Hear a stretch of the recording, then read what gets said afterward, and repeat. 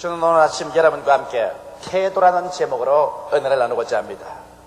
인간의 삶에 대한 태도는 그의 생활, 행복, 미래 및 성공을 좌우합니다. 똑같은 사람이 이 세상에 태어나서 똑같은 환경에서 똑같은 삶을 출발해도 한 사람은 행복하고 다른 사람은 불행하고 한 사람은 성공하고 다른 사람은 실패하는 것은 운명이라는 것보다도 인생에 대한 그 각자의 태도가 결과를 초래하게 되는 것입니다. 이런 실화를 저는 외지에서 읽어보았습니다. 어느 곳에서 큰 성전을 짓고 있었는데 세 사람의 벽돌공이 벽돌을 쌓고 있었습니다. 거기에 어떤 사람이 가서 그 한 사람 한 사람의 생활 태도를 물어보게 된 것입니다. 첫째 벽돌공에 가서 이런 질문을 했습니다. 당신은 왜 이 성전을 짓는 현장에서 벽돌을 쌓고 있습니까? 그러니까 이 사람이 기가 막힌다는 듯이 쳐다보고 난 다음에 머리를 긁고 이런 대답을 했습니다. 처자를 먹여 살리려고 이 고생을 합니다. 남들 이 고생 안 하고 살 수 있으면 얼마나 좋겠습니까? 처자가 내 목에 묶인 짐이 되어서 할 수 없이 이 고생을 한답니다. 이 사람이 벽돌공으로서 일하면서 그 일에 대한 삶의 태도를 우리가 살펴보게 되면 그는 될 수 있으면 적게 일하고 많은 수입을 올리면 좋겠다는 태도요. 적당히 공사해서 적당히 넘겨버리고 말면 좋겠다 그런 태도요. 일을 자기의 고생으로만 생각하여 공투세가 꽉 들어찼고 또 일하는 데 재미가 없으니 일생이 지치고 발전이 없는 그러한 삶의 태도를 취하고 있습니다. 이 사람은 아무리 벽돌을 쌓아도 그 생활 속에 추호도 발전이 없는 것입니다. 두 번째 벽돌공에 가서 물었습니다. 당신은 왜 벽돌을 삽니까? 그러니까 이 사람 아주 얼굴에 불만이 꽉 들어찬 얼굴로 쳐다보고 하는 말이 누가 일하고 싶어 합니까? 죽지 못해서 일하죠. 이 사람은 완전 패배주의자입니다. 이러한 사람은 자기뿐 아니라 자기가 맡은 일조차 망쳐버리고 말 사람인 것입니다. 그러나 세 번째 사람에게 또 물었습니다. 당신은 왜 이 벽돌을 삽니까?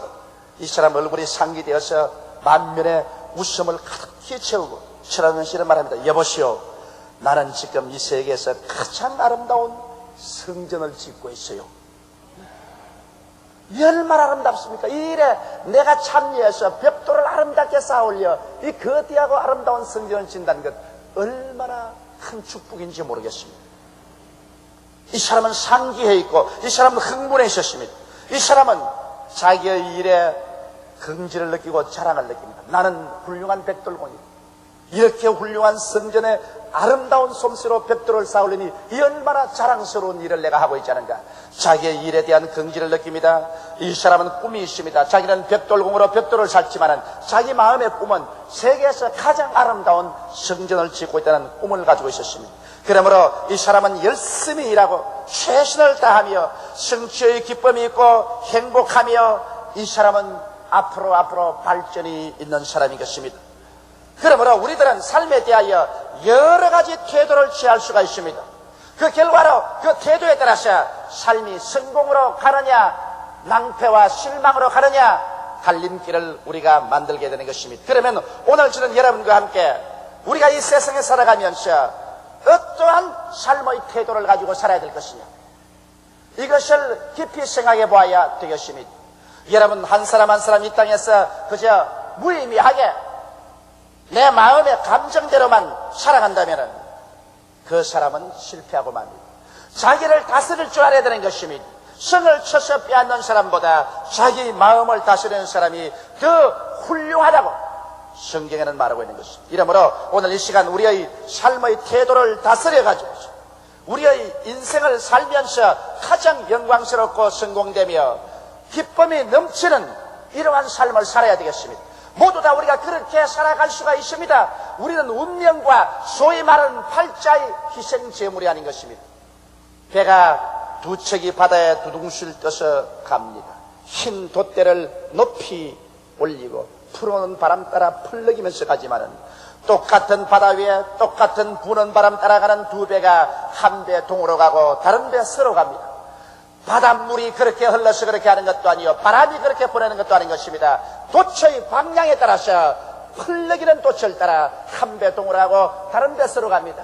여러분과 내 마음의 태도는 바로 인생의 도처를 높이 있다는 것입니다. 우리 마음의 도처를 따라서 똑같은 시대, 똑같은 환경에 살면서 한 사람 동으로 가고 다른 사람 서로 가는 결정이 이루어지고 마는 것입니다. 그러면 오늘 우리는 어떠한 마음의 자세와 태도를 가지고 살게 될까요? 첫째로 성경에 가르친 대로 여러분과 나는 믿음의 태도를 가지고 인생을 살아야 되겠습니다. 매일같이 마음의 불안과 공포, 초조의 종이 되어서 살면은 이 사람은 어디 가나 담대하고 창조적인 일을 맡아 할 수가 없는 것입니다.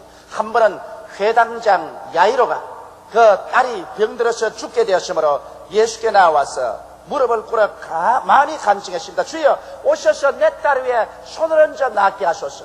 예수께서 말씀하기를 내가 가서 고쳐주리라. 그래서 예수 그리스도와 회당장 야이로와 그 많은 사람들이 회당장 야이로의 집으로 향해 갑니다. 집 가까이 왔을 때 한 사람의 종이 통곡을 하고 나옵니다. 머리를 산발을 하고 먼지를 가지고서 온몸에 덮으시고 옷을 찢으면서 하는 말이, 주인이여, 이제는 더 이상 예수님을 모셔올 필요가 없습니다. 이 사람의 얼굴에는 슬픔과 절망, 공포와 불안이 꽉 들어찼습니다. 당신의 딸이 이미 죽고 말한 것입니다. 이제는 필요 없습니다. 호국하는 사람들이 와서 북치고 피리치 불며 통곡을 하고 있습니다. 이제는 끝장이 났습니다.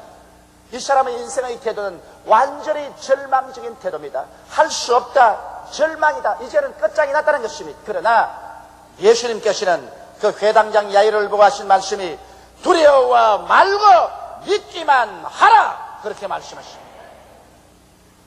허공을 믿으라는 것 아닙니다. 요행을 믿으라는 것도 아닙니다. 미신을 믿으라는 것도 아닙니다. 예수께서 계시니 예수를 믿으라는 것입니다. 하늘과 땅과 세계 가운데 모든 것을 지으시고 여러분과 나를 사랑하셔서 십자가에 올라가 양손과 양발에 대못이 박히시고 살과 온몸을 찢으시고 피를 다 쏟으신 예수께서 나를 믿으라고 할 때 우리는 예수 그리스도의 그 사랑을 인하여 그리스도를 믿을 수가 있는 것입니다. 이러므로 예수님께서는 회당장을 보고 단호하게 말씀하십니다. 두려워 말고 믿기만 하라. 회당장은 여기에서 자기 믿음의 태도를 결정해야 되는 것입니다. 자기 종의 말을 듣고 자기도 그때에 들썩 주저앉아서 믿음을 포기하고, 아이고 내 딸아 날 버리고 너가 가느냐고 통구하고 울 수도 있습니다. 내 인생이여 나는 이로써 끝났다고 절망할 수도 있는 것입니다. 그러나 거기에서 불안과 공포와 절망을 취하지 아니하고 예수 그리스도를 끝까지 믿어보는 믿음의 태도로 선택할 수가 있는 것입니다. 그런데 다행하게도 여기 회당장 야이로는 불안과 초조와 절망의 태도를 취하지 아니하고 예수 그리스도를 끝까지 믿어보겠다는 믿음의 자세와 태도를 취한 것입니다. 그래서 예수님과 함께 그 집에 들어가니 사람들이 와서 피리 불고 통곡을 하고 울고 있으며, 유대나라의 습관에는 사람이 죽으면 직업적으로 울어주는 사람을 청해다 그 사람들이 피를 불고 울어주는 것입니다. 그때 예수께서 와서 하신 말씀이, 이 딸이 죽은 것이 아니라 산다고 말하자 모든 사람들이 비웃었습니다. 예수님께서는 이 부정적인 태도를 가진 사람, 비웃는 사람들을 모조리 집에서 쫓아내셨습니다. 예수님께서는 믿음의 태도를 갖지 않는 사람하고는 함께 일하지 않습니다. 마음속에 부정적인 태도와 공포와 불안과 절망적인 태도를 가진 사람, 그 가운데서 주님은 일하지 않습니다. 먼저 잘못된 태도를 가진 사람들을 다 쫓아내버리시고 난 다음에 주님께서는 가장 믿음의 태도를 가지고 있는 베드로와 야고보와 요한과 부모를 데리고 방 안에 들어가서 이 딸을 잡고서 달리다굼 딸아 일어나라 말씀하시니 죽은 딸이 일어나버리고 말한 것입니다. 이와 같이 사랑하는 성도 여러분, 여러분과 나는 인생을 살면서 믿음의 태도를 취해야 됩니다. 여러분과 내 마음속에 불안과 공포와 절망을 용납해서 부정적인 마음의 태도를 가지고 있으면 예수께서 절대로 여러분과 동행하지 않을 뿐 아니라 주님께서는 그 태도를 우리가 고쳐서 회개하고 이것을 다 쫓아내고 믿음의 태도를 취할 때까지는 여러분과 나의 생애 속에 들어와서 일하여 주시지 아니하시는 것입니다. 이러므로 우리는 마음속에 모든 불안, 공포, 절망을 예수 그리스도 앞에서 다 축출하고 쫓아내는 것입니다. 불안과 공포가 마음속에 통곡을 하고 울고 피리 불고 호구가지 못하게 해야 되는 것입니다. 이를 다 물리쳐내어버리고 우리는 예수 그리스도 만왕의 왕 만주의 주를 마음속에 모시고 영과 마음과 몸을 다하셔 그리스도를 믿고 그리스도를 의지하고 나가는 태도를 취하게 되시기를 주의 이름으로 축원합니다. 그러면 주님께서는 오늘날도 여러분과 나를 보고 두려워 말고 믿기만 하라고 말씀하시는 것입니다.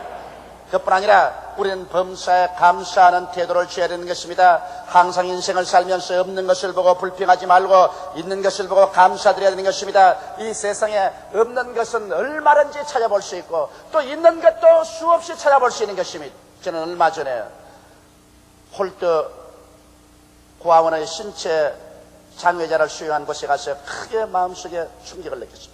그곳에서는 신경마비가 되든지 뇌성마비가 되어서 전신이 이렇게 마비된 자녀들이 많이 있었습니다. 그곳에서 그 원장님의 말을 들으니까 한 소녀가 있는데 머리는 머리대로 돌아가고 몸은 몸대로 돌아가고 입은 입대로 돌아가고 뭐 전신 하나씩 한 것이 없는데 그 어려운 가운데도 얼굴에 그냥 웃음을 가득 가지고서 나를 보고 좋다고 할렐루야 할렐루야. 그래서 원장님이 나보고 그 애 앞에 세워놓고 사진을 찍게 해주십니다. 그런데 원장님이 이런 말씀이십니다. 이 애는 비록 입은 입대로 돌아가고 목은 목대로 돌아가고 손과 발이 다 돌아가도 오직 성한 것이 왼쪽 발가락 2개가 성하다는 것입니다. 그런데 왼쪽 발가락 2개를 가지고서 연필을 꼽아서 글도 쓰고 그림도 그리고 왼쪽 발가락 2개의 숟가락을 꼽아서 그것으로 밥을 먹고 그리고 왼쪽 발가락 2개를 가지고서 밀집 보자를 엮어가지고서 판다는 것입니다. 그러면서도 할렐루야를 하고 저를 보고 어찌나 반기는지 나는 그곳에서 눈물이 앞을 가렸었습니다. 내가 만일 사지가 멀쩡하면서 하나님께 할렐루야를 하고 감사를 못하면 나는 하나님께 벌을 받을 것이라고 생각이 되었습니다. 이렇게 온 사지가 다 뒤틀려져도 발가락 2개 성한 것 가지고 그거 가지고 밥 먹고 글 쓰고 그리고 자기 생계를 이어나가기 위해서 밀집 모자를 엮는다. 이 얼마나 기특한 일인 것입니까? 거기에 생각하면 우리는 사지가 멀쩡한데 무엇을 가지고 원망하고 불평할 것이라고 생각할 수 있는 것입니까? 우리는 하나님 앞에 원망과 불평을 내어쫓고 이 높은 하늘 아래 살고 있는 것, 찬란한 태양빛, 그리고 저 아름다운 광경을 바라볼 수 있는 두 눈을 가지고 있는 것, 사지가 멀쩡하여 걸어다니는 것, 이것 보고 우리는 감사해야만 될 것입니다. 그리고 강제로라도 우리 마음속에 기뻐하면서 사는 태도를 가져야 하는 것입니다. 여러분, 기뻐한다는 것은 선택입니다. 내가 슬픔을 택할 수도 있고 내가 기쁨의 마음의 태도를 취할 수도 있는 것입니다. 이것은 안 기쁜데 기뻐할 수가 있느냐고 말할 수 있는 정도가 아닙니다. 기쁨은 선택할 수 있기 때문에 성경에 하나님께서 말씀하기를 기뻐하라, 내가 다시 말하노니 기뻐하라고 명령한 것입니다. 우리가 선택할 수 없는 것 때문에 하나님께서 명령할 리가 만무한 것입니다. 그러므로 여러분과 내가 슬픔을 선택할 수도 있고 기쁨을 선택할 수 있는 것입니다. 우리가 마음속에 기뻐하기로 결심을 하고 기쁨을 선택하면은 이 노력을 통해서 여러분과 나의 생애 속에 큰 삶의 힘이 생겨나기 시작하는 것입니다. 슬픔은 모든 힘을 다 뽑아가지만은 마음의 기쁨을 가지면 그렇게 마음속에 힘이 솟구쳐 오를 수가 없는 것입니다. 이러므로 여러분과 나는 인생을 살면서 믿음의 태도 속에서 범사에 감사하며 기뻐하는 삶을 살게 되시기를 주님의 이름으로 축원합니다. 둘째로 우리는 소망의 태도를 가지고 인생을 살아야 되는 것입니다. 소망의 태도라는 것은 마음속에 찬란한 꿈을 가진다는 것입니다. 내일은 오늘보다, 다음 달은 금번달보다, 명년은 금년보다, 영원한 세계는 지금보다 더 나은 삶을 마음속에 꿈을 꾸는 것입니다. 여러분과 내가 꿈을 잃어버리면 그 개인이나 가정이나 그 사회나 국가는 망해버리고 맙니다. 성경에는 꿈이 없는 백성은 망한다고 말한 것입니다. 여러분과 내가 마음속에 하나님의 뜻을 쫓아 기도하는 중에 성령의 도움으로 젊은이는 환상을, 늙은이는 꿈을 마음속에 품고 있으면 그 꿈이 여러분과 나를 이끌어가 주시는 것입니다. 이렇기 때문에 현실적인 환경에 억압되어서 현실만 바라보고 원망하고 탄식하고 사는 사람은 그로서 자기 무덤을 파헤친 사람인 것입니다. 그러나 현실을 초월해서 하나님 말씀을 가지고 성령의 도움으로 기도함으로 마음속에 더 창조적인 찬란한 꿈을 품을 수 있으면 그 꿈이 여러분과 나를 영원히 잘됨같이 범사에 잘되며 강건한 길로 이끌어가 주시는 것입니다. 미국에 한때 잭 댐시라는 분과 진턴이라는 두 권투 선수가 세계적인 권투 시합을 하게 되죠. 뭐 신문이나 라디오나 텔레비가 요란스럽게 이 두 사람에 관해서 선전을 했었습니다. 그런데 모든 신문이 제크 댐시라는 사람이 터니의 목을 부러뜨리라고 늘 예언했습니다. 그래서 이 터니라는 사람이 그 신문을 늘 자꾸 읽어서 그만 그 마음속에 부정적인 꿈이 꽉 들어있습니다. 그래 밤에는 온 전신에 땀을 흘리면서 화음을 치고 납니다. 왜? 꿈을 꾸는데 꿈에 자기가 권투 시합에 나가서 싸우는데 그만 자기의 상대인 제크 댐스가 자기 목을 탁 치니까 자기 목이 딩그렁하고 떨어져가지고 저 군중 앞에 툭 떨어진 걸 보았었습니다. 그러니 막 온 전신에 땀을 흘리고 날살에 화음을 치고 깨어나곤 했습니다. 이래서 이 길로 가다가는 정말 진턴이가 목이 떨어지고 말 것이라는 생각이 났는데 진턴이는 그때 마음을 고정을 했습니다. 그는 하나님께 기도를 하고 성경을 읽고 마음이 안정을 하고 그날부터 자기에게 부정적으로 말하는 신문을 읽지 않았습니다. 텔레비를 보지 않고 라디오를 듣지 않았습니다. 그는 앉아서 그는 그 마음속에 아름다운 꿈을 그렸었습니다. 권투장에 나갔습니다. 수많은 청중이 보는 앞에서 그는 멋지게 권투를 하여 자기의 상대인 제크 댐시를 넘어뜨리는 꿈을 자꾸 그렸었습니다. 자기 목이 떨어져 날아가는 꿈을 꾸지 않고 자기가 상대를 이기는 그 아름다운 꿈을 그리고 감사를 드렸었습니다. 그러자 마음이 안정이 되었습니다. 마음의 평화를 얻었습니다. 권투 시합 날이 왔습니다. 모든 사람은 모두 다 진턴이가 질 줄 아는데 그날 멋지게 진턴이가 자기의 상대인 제크 댐시를 눕혀버리고 말한 것입니다. 그는 나중에 하는 말이 자기가 만일 마음속에 꿈을 바꾸지 않았더라면 자기는 무참하게 참피했을 것인데 자기는 꿈을 바꾸었기 때문에 자기는 새로운 인생을 출발할 수 있었다고 그런 간증을 하는 것을 제가 읽어본 것입니다. 여러분, 우리가 인생을 살면서 마음에 긍정적이고 낙관적인 태도를 취하지 아니하면 인생은 여러분과 나를 버려버리고 말 것입니다. 그러나 여러분과 내가 마음속에 긍정적이고 낙관적인 꿈을 꾸고 있으면 인생은 여러분과 나를 끌어갈 것입니다. 나같이 어려운 처지에 있는 사람이 어떻게 낙관적인 꿈을 꾸겠습니까? 말할 사람이 있겠지만은 여러분 누구든지 예수 그리스도의 십자가 밑에 나와서 그리스도의 십자가를 쳐다보고 그 마음속에 낙관적인 꿈을 꿀 수 없는 사람은 없을 것입니다. 예수께서는 피를 통해서 여러분과 나에게 아름다운 인생을 꿈꿀 수 있게 만들어준 것입니다. 십자가를 통하여 어떠한 죄인도 용서받고 하나님의 품에 안긴 꿈을 꿀 수가 있는 것입니다. 십자가 밑에서 어떠한 사람도 성령을 받아 약한 데서 강하게 되는 꿈을 꿀 수가 있는 것입니다. 십자가 밑에서 어떠한 사람도 하나님의 치료의 손이 나타나서 마음과 몸을 고쳐주어서 건강한 인생을 살 수 있도록 만들어주는 꿈을 꿀 수가 있으며 십자가 밑에 나가서 우리 위해서 저주를 받아 율법의 저주에서 우리를 속량하기 위해서 처참하게 매달리신 예수 그리스도를 쳐다보고 자기의 일생에 가시와 은극기가 제껴지고 아브라함의 축복의 땅 적과 꿀이 흐르는 세계 살 수 있는 꿈을 꿀 수가 있는 것입니다. 십자가 밑에서 또한 사람도 자기가 관 속에 들어가 무덤 속에 들어가 영원히 버림받는 꿈이 아닌 새하늘과 새 땅과 새 예루살렘에 들어가서 그리스도와 함께 영원한 생명을 누릴 찬란한 꿈을 마음속에 가질 수가 있는 것입니다. 이러므로 오늘날 낭패와 실망을 당하고 저주와 고통 속에 있는 모든 사람들일지라도 예수 앞에 나와서 그리스도의 십자가 밑에서 자기의 죄를 고백하고 불신앙을 고백하고 그리스도의 십자가를 통하여 새롭고 아름다운 꿈을 마음속에 받아들이면 그 꿈을 통해서 하나님의 성령이 역사해 주는 것입니다. 성경은 말씀하시기를 누구든지 그리스도 안에 있으면 새로운 피조물이라 이전 것은 지나가시니 보라 새 것이 되었다고 말씀하고 있는 것입니다. 새롭게 된 자기 자신의 꿈을 마음속에 그리고 있을 때 하나님의 성령이 역사합니다. 성경은 말하기를 하나님은 죽은 자를 살리시며 없는 것을 있는 것 같이 부르시느니라 하셨습니다. 여러분의 마음속에 아직 없는 것을 있는 것 같이 영롱하게 꿈과 환상을 그리며 살아갈 때 하나님의 성령이 함께 역사하사 없는 것을 있는 것 같이 이 세상에 창조해내 주는 것입니다. 이러므로 우리는 이 세상에 살면서 소망찬 꿈을 버리지 않고 사는 태도를 취해야 되는 것입니다. 셋째로 우리는 마음속에 사랑의 태도를 가지고 살아야 되는 것입니다. 여러분 인생에 살면서 사람이 돈을 사랑하면 돈으로서 부패합니다. 돈을 사랑하는 마음이 일만왕의 뿌리가 된다고 말했습니다. 권력을 사랑하면 권력으로 부패하고 지위와 명예를 사랑하면 지위와 명예로 부패해버리고 마는 것입니다. 그러나 이 세상에 부패하지 않고 날로 새롭게 하는 것은 하나님을 사랑하는 마음을 가지면 날로 새로워지고 마는 것입니다. 이러므로 우리는 이 세상에 살면서 내 마음이 새로워지고 가정이 새로워지고 내 인생이 새로움으로 넘치게 되기 위해서 하나님을 사랑해야 되는 것입니다.